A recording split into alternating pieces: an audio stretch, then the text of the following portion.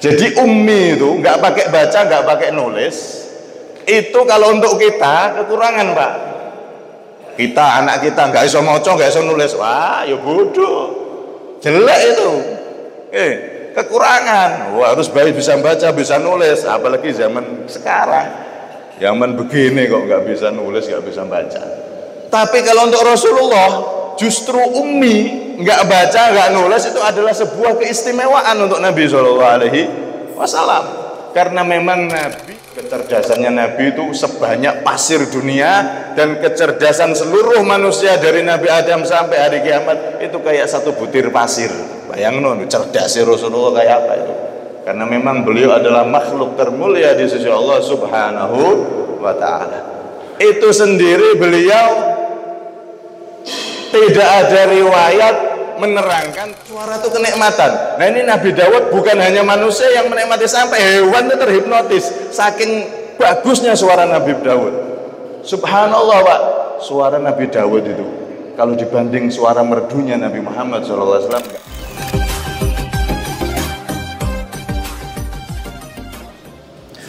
Bismillah, alhamdulillah, wassalatu wassalamu ala rasulillah sayyidina Muhammad bin Abdullah wa ala alihi wa sahbihi wa man wala, la hawla wa la quwwata illa billah. Rabbi shrah li sadri wa yassir li amri wahlul 'uqdatam min lisani yafqahu qawli wa saddid lisani wahdi qalbi bihaqqi sayyidina Muhammadin nabi sallallahu alaihi wasallam. Dusturakum ya ahlal dargi wa ya ahlal batin wa ya ahlal nawbati wa ya ahlal nur, amma ba'd. Jamaah semua yang dirahmati oleh Allah Subhanahu wa ta'ala, alhamdulillah Allah Subhanahu wa ta'ala mengumpulkan kita semua di tempat yang mulia, yakni masjid, di majelis yang mulia, majelis ilmunya Nabi Sallallahu Alaihi Wasallam. Semoga duduknya kita di majelis ini membuahkan duduknya kita kelak bersama Rasulullah Sallallahu Alaihi Wasallam di surganya Allah Subhanahu Wa Taala. Amin, Allahumma amin. Hadirin semuanya yang dirahmati oleh Allah Subhanahu Wa Taala, kita masuk pada ayat pertama dari surat Al-Baqarah. A'udzu billahi minasyaitonir rajim. Bismillahirrahmanirrahim. Alif lam mim. Allahu a'lamu bimuradihi bidzalika. Adapun Allah a'lamu, yang maha mengetahui, bimuradihi dengan maksudnya Allah, bidzalika dengan ayat alif lam mim. Surat Al-Baqarah ini kemarin sudah kita bahas, adalah surat yang paling panjang. Bahkan di dalam kitab Rawhul Bayan disebutkan Sayyidina Abdullah bin Umar radhiyallahu anhu itu ketika mentafsiri di majelisnya surat Al-Baqarah sampai 8 tahun. Di tafsir surat Al-Baqarah tok niku sampai 8 tahun. Saking padatnya kandungan isi dalam surat Al-Baqarah. Nah, surat Al-Baqarah ini termasuk surat-surat yang dimulai dengan Mafatihus Suwar. Mafatihus Suwar itu surat yang awalannya ada huruf-huruf yang tidak diketahui maksudnya kecuali hanya Allah. Al-Baqarah dimulai dengan alif lam mim. Ada lagi Yasin. Toha, Nun, Kaf, Ya, Ain, Shad, dan seterusnya. Itu namanya mafatihus suwar, huruf muqatta'ah, huruf yang dibaca sesuai dengan nama huruf tersebut. Jangan sampai salah baca. Dulu ketika kita mondok itu ada santri, ya anggap aja santri baru, baca huruf di awal surat tosin mim, ya, tosin dibaca. Pas saat itu ada merek motor yang viral, murah, namanya Tosa. Kayak apa itu? Ya, namanya Tosa itu merek viral saat itu, tahun berapa saya lupa. Itu ketika ngaji bareng, nah ini polos, tidak arti. Tosin min dibaca Tosa. Tosin min dibaca Tosa.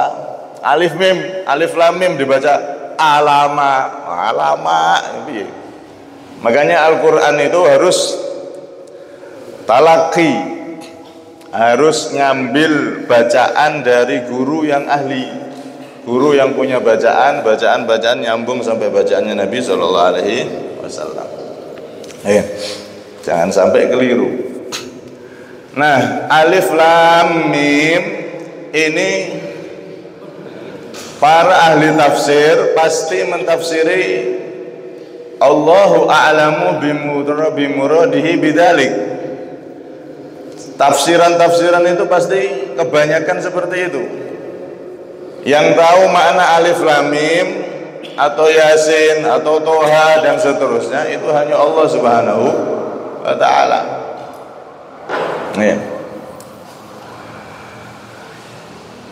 Yang aneh itu Pak, ketika Rasulullah membacakan ayat-ayat yang semacam ini, alif lam mim dan seterusnya, yang maknanya orang Arab sendiri nggak ada yang paham. Al-Quran itu kan diturunkan kepada Nabi Muhammad. Nabi Muhammad bahasanya bahasa Arab, kaumnya juga bahasa Arab, dan bahasa Arab ini bahasa pilihan dari Allah Subhanahu wa ta'ala. Nanti di surga juga bahasanya bahasa Arab. Di kubur kalau ada orang mati juga pertanyaannya mar rabbuka, siapa Tuhanmu, bahasa Arab. Walaupun ada beberapa pendapat itu. Ada yang mengatakan kalau dikubur itu pakai bahasa daerahnya dia. Nek wong Jawa ya malaikate mungkar nakir basa Jawa, sapa pangeranmu, dan seterusnya. Ada yang mengatakan pakai bahasa Ibrani, bahasanya Nabi Ibrahim. Tapi yang arjah adalah pakai bahasa Arab, mar rabbuka. Itu ketika turun ayat-ayat yang semacam ini, orang-orang jahiliyah itu nggak paham. Lewang memang artinya itu nggak ada. Dalam bahasa Arab itu nggak ditemukan alif lam mim, yasin, toha, itu nggak ada. Cuman anehnya mereka ketika dibacakan oleh Rasulullah alif lam mim, tidak ada satupun orang-orang jahiliyah, kafir jahiliyah yang memusuhi Nabi, yang komplain, oh apa itu Quran yang dibawa Muhammad, Quran kok gak jelas maknanya. Tidak ada. Tidak ada satu riwayat pun orang yang saat itu dibacakan oleh Nabi ayat-ayat yang semacam ini, mereka komplain, menghina, itu Muhammad itu ngomong apa? Omongan kok gak bisa dipahami, alif lam mim apa? Gak ada, sama sekali gak ada riwayat. Kenapa seperti itu? Karena alif lam mim, yasin dan seterusnya, walaupun tidak diketahui maknanya, cuman di situ mengandung sir, rahasia keberkahan dari firman-Nya Allah Subhanahu wa ta'ala. Karena itu Sayyidina Abu Bakar As-Siddiq mengatakan, lillahi fi kulli kitabin sirrun wa sirruhu fil Qur'an awailus suwar. Allah itu mempunyai rahasia, yang mana di setiap kitab itu ada rahasianya, Dan rahasia kitab Al-Quran yaitu permulaan surat, huruf-huruf yang ada di permulaan surat, yang mana sebelumnya tidak pernah didengar bahkan oleh orang Arab yang ahli bahasa, ahli sastra sekalipun. Itu adalah sirnya Allah. Jadi orang kafir saat itu ketika dibacakan alif lam mim, itu kayak kesedot, Pak. Hatinya merasa ini sesuatu yang bukan karangan manusia ini, kayak magnet itu. Mereka hatinya kesedot, condong. Bahkan banyak di antara orang-orang kafir Mekah itu kalau sudah dengar Al-Quran, mereka tidak tahu kenapa pengen dengar terus, akhirnya pengen masuk Islam. Itulah magnetnya Al-Quran. Walaupun tidak difahami, tapi rahasia keberkahan dari ayat-ayat itu bisa masuk ke hati bagi orang yang hatinya nggak ada kesombongan. Orang kafir kalau hatinya nggak ada nggak sombong kayak model Abu Lahab, Abu Jahal, Abu Janda, Abu-abu yang nggak jelas nih. Kalau di hatinya ada kesombongan, nggak bisa merasakan sirnya Quran. Tapi kalau orang kafir yang dia nggak ada kesombongan, banyak di antara mereka yang masuk Islam. Bahkan Sayyidina Umar itu awal mula pengen masuk Islam ya gara-gara denger ada bacaan Al-Quran yang dibaca oleh adiknya. Saat itu baca Toha, Sayyidina Umar, ini kok indah sekali. Coba kalau kita pas merenung, kosongkan pikiran, fokus pas ada bacaan Quran itu kita dengarkan. Itu beda Pak rasanya. Sinyal setrum itu nanti ini kok beda. Al-Quran sama hadis Nabi sama-sama bahasa Arab, walaupun kita tidak tahu artinya. Kalau ada orang baca Al-Quran, iki Quran iki, rasanya ada, terasa dalam hati. Itu ada rasa tersendiri. Karena memang Allah Subhanahu Wa Taala meletakkan sir di dalam setiap firman-Nya. Kemudian timbul pertanyaan, Alif Lam Mim ini kan termasuk ayat Quran. Al-Quran itu adalah kitab petunjuk. Yang namanya petunjuk harusnya kan isinya sesuatu yang bisa dipahami. Sampean beli HP baru, ada buku petunjuk. Sampean beli barang-barang yang berharga, ada buku petunjuk. Nah, namanya buku petunjuk harusnya bisa dipahami kan, untuk dipakai supaya menunjukkan apa yang harus dilakukan. Mobil rawatnya bagaimana? Oh, kalau sekian kilo diganti oli, ada tulisannya oli. Nggak mungkin buku petunjuknya ganti kecap, no. Namanya buku petunjuk harusnya bisa dipahami. Nah ini Al-Quran kan petunjuk, kitab petunjuk, kitab yang di dalamnya petunjuk dari Allah. Kok ada ayat-ayat yang nggak bisa dipahami seperti Alif Lam Mim ini? Maka jawabannya, segala sesuatu yang walaupun kita nggak paham itu masih bisa kita manfaatkan, Pak. Kita nggak paham sama sekali, tapi masih bisa kita manfaatkan. Contohnya, ya kayak kita ini bukan ahli teknologi. HP ini HP, sinyalnya, cara bekerjanya bagaimana? Terus HP ini kok bisa hidup, layarnya itu yang hidupkan lampu dari mana?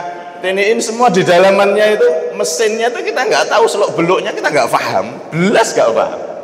Memang bukan teknisi HP, tapi pas kita bisa gunakan itu, walaupun nggak paham sebetulnya. Ini cara buatnya gimana, kita nggak arti. Isinya bagaimana kita nggak tahu, tapi kita bisa memanfaatkan HP tersebut. Begitu juga firman Allah, memang ada yang namanya ayat muhkamat dan mutasyabihah. Muhkamat huwallazi anzala 'alaikal kitaba minhu ayatun muhkamatun hunna ummul kitabi wa ukharu mutasyabihat. Ada di Al-Qur'an itu ayat-ayat yang bisa dipahami, muhkamat. Ada juga ayat-ayat yang mutasyabihat yang enggak bisa dipahami, di antaranya ini Alif Lam Mim.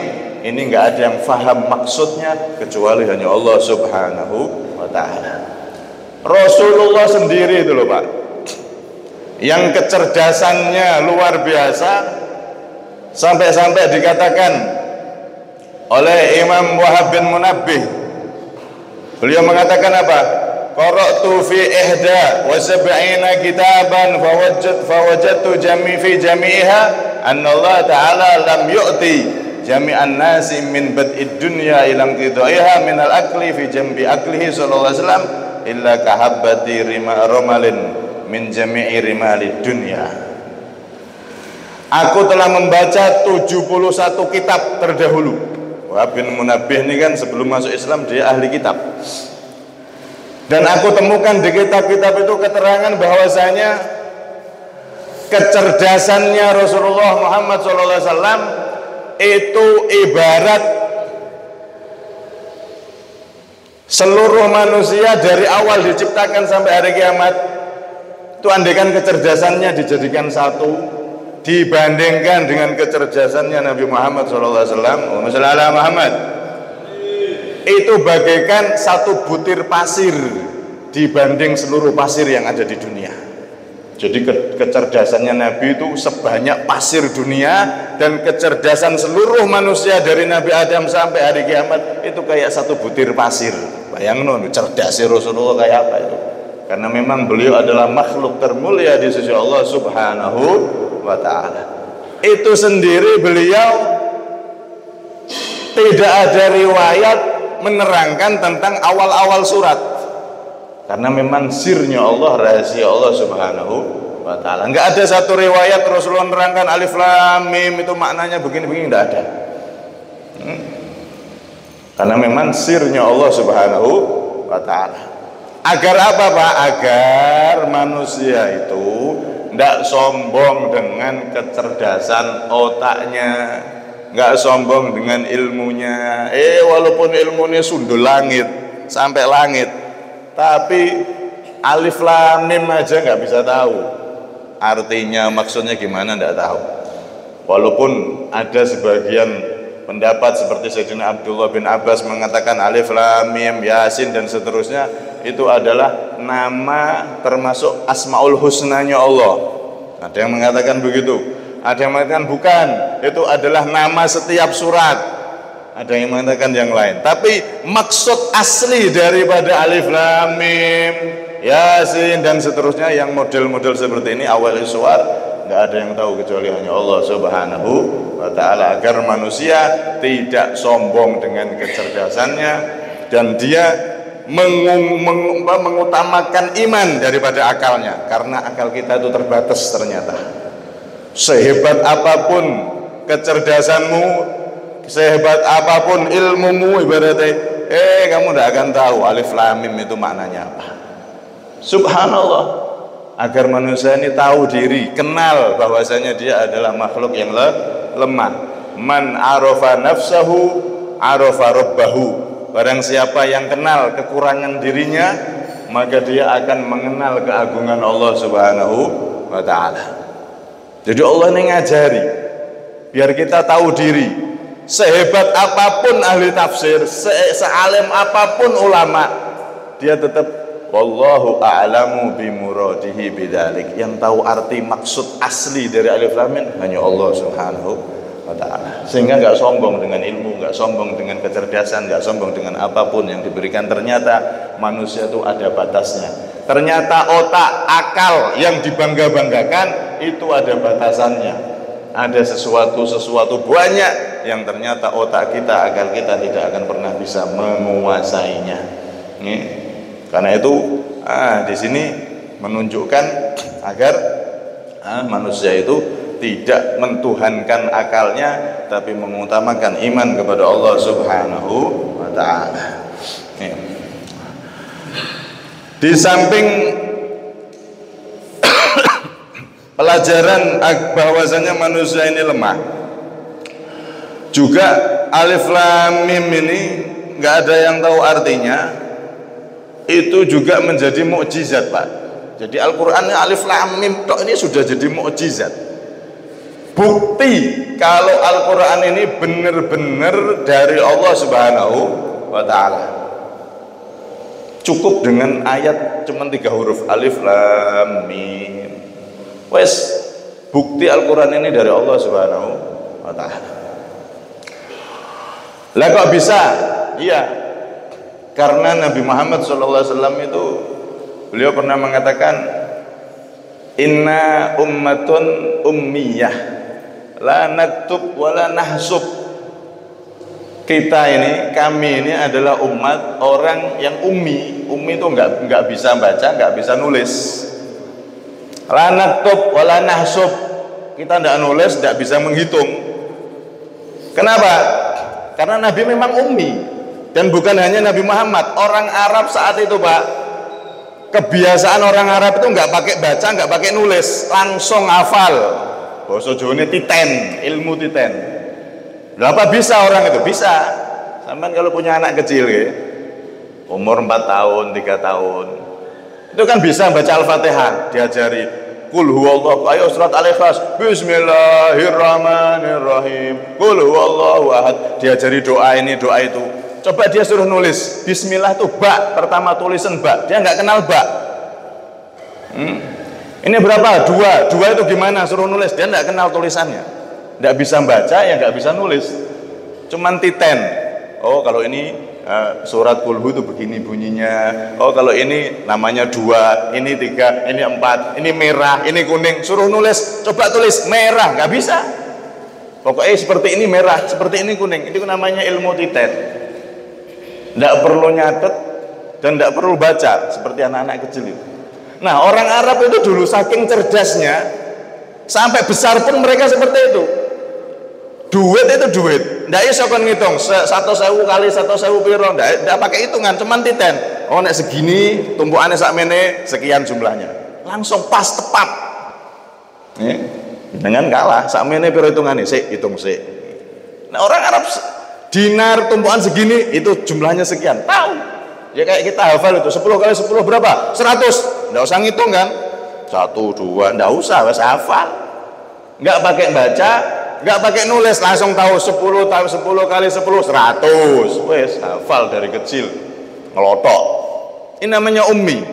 Jadi ummi itu orang yang ummi seperti Rasulullah SAW, dan juga masyarakat Arab saat itu kebanyakan adalah ummi. Karena saking cerdasnya mereka, nggak pakai baca, nggak pakai tulis. Nah, ketika Rasulullah SAW membaca alif lam mim, udah orang Arab langsung tahu bahwa ini bukan karangan Rasulullah SAW. Kok iso Nabi Muhammad kok bisa tahu huruf? Ada alif, ada lam, ada mim. Padahal dia nggak pernah belajar huruf. Kok bisa tahu? Subhanallah, cuman alif lam mim, mereka kemudian terkunci mulutnya. Oh ini bukan karangan Muhammad, karena Muhammad nggak kenal huruf. Alif lam iku piye, mim iku piye, alif itu bagaimana, dia nggak kenal, dia ummi. Kayak teman-teman kita yang ummi banyak, dia ummi, dan mereka kenal siapa Rasulullah.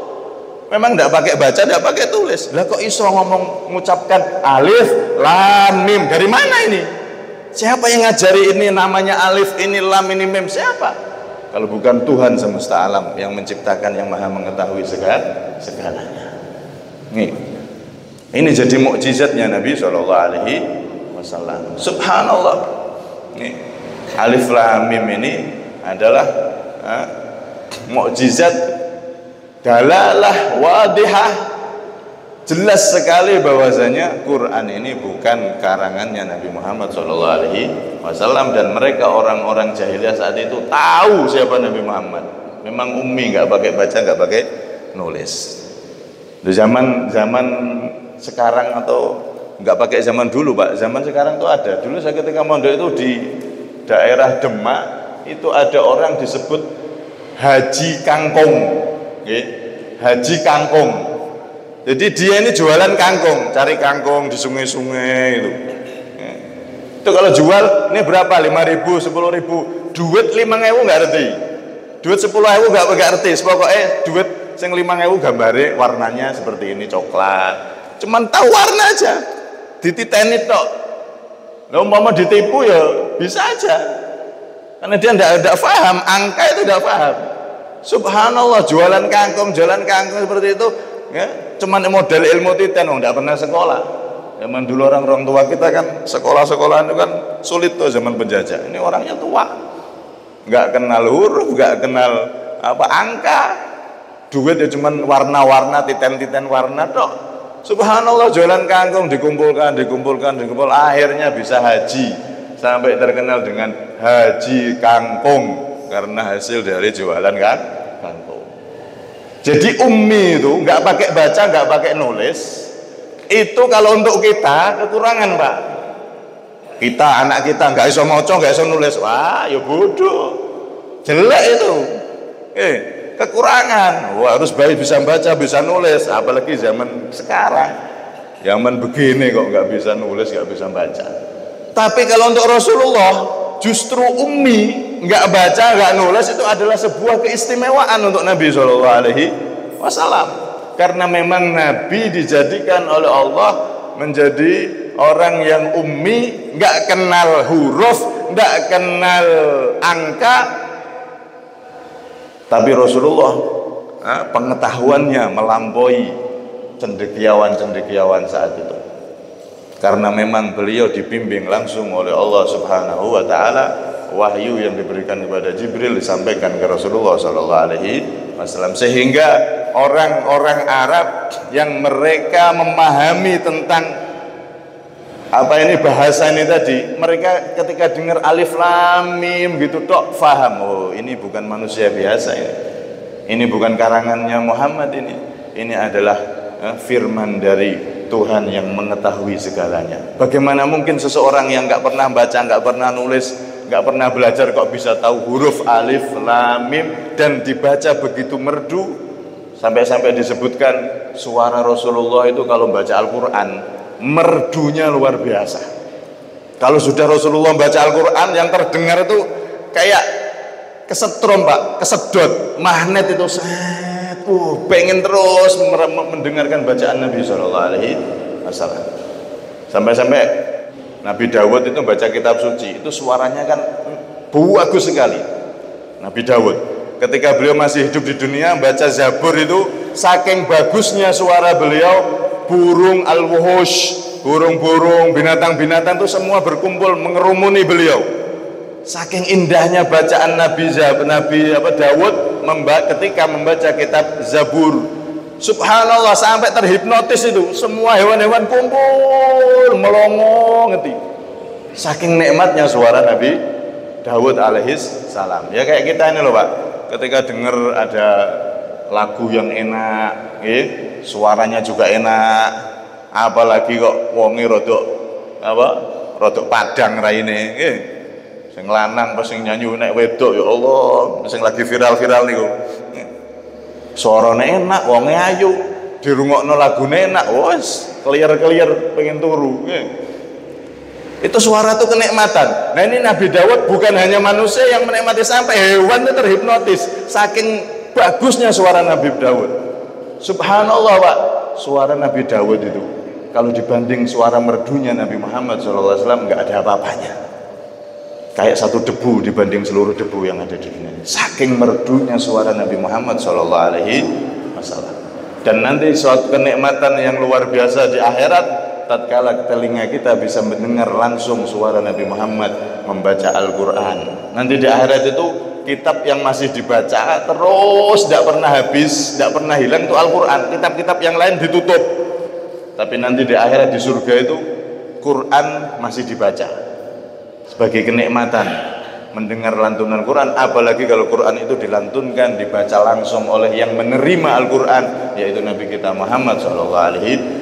Itu nanti kenikmatan yang paling tinggi, salah satu nikmat yang paling hebat tatkala kita nanti diizinkan oleh Allah mendengar bacaan Quran langsung dari suara merdu Rasulullah SAW. Semoga kita bisa mendengar bacaan tersebut dari mulut mulia beliau, suara mulia beliau. Amin, Allahumma amin. Nah, orang-orang kafir itu kita dibaca alif lam mim. Subhanallah, kayak ngeblank gitu. Saking nikmatnya yang dibaca Nabi SAW, sehingga mereka tahu ini bukan karangan Muhammad. Quran ini adalah dari Tuhan semesta alam yang diberikan kepada Muhammad SAW. Nah, ini alif lam mim. Nah, insya Allah akan kita lanjutkan. Terakhir, kesimpulan. Pertama, manusia itu kalau kenal kekurangan dirinya, dia akan semakin dikenal oleh Allah, semakin mulia di sisi Allah.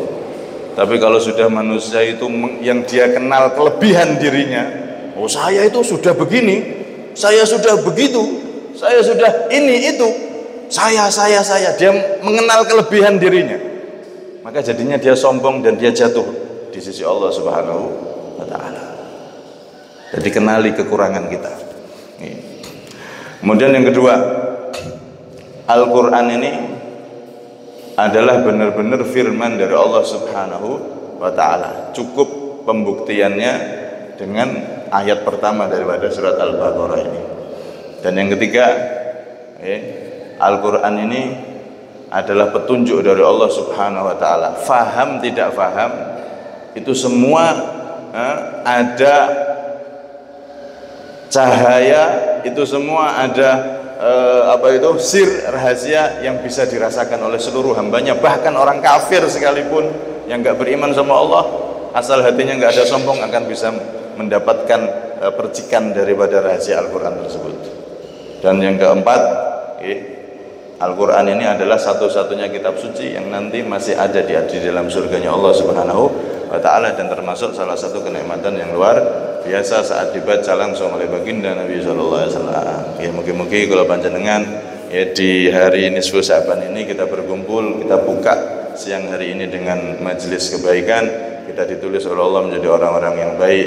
Kita kumpul di sini bukan untuk siapa, bukan karena apa, tapi kita kumpul di sini kita niatkan untuk membahagiakan Rasulullah SAW. Kita menghidupkan ilmunya Nabi SAW, sehingga harapannya kita benar-benar bukan hanya mendengar suara Nabi, tapi kita bisa bersua, bertemu, bahkan bersalaman dengan tangan mulia Rasulullah SAW dekat di surganya Allah Subhanahu Wa Taala. Amin. Allahumma amin. Kurang lebihnya minta maaf. Hada minni wal afa minkum.